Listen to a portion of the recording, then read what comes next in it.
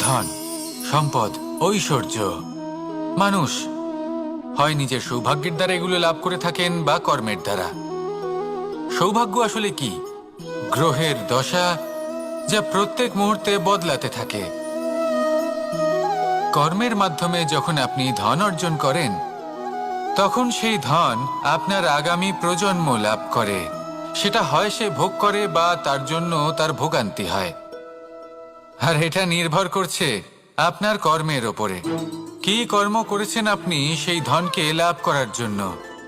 যদি আপনি সৎ পথে চলেন, নিষ্ঠা ভরে আপনি কর্ম করে থাকেন এবং তার ফলে আপনি ধন অর্জন করে থাকেন, তাহলে আপনার আগামী প্রজন্ম সেটা ভোগ করবে, সেটা প্রয়োগ করবে নিজের বিকাশের জন্য।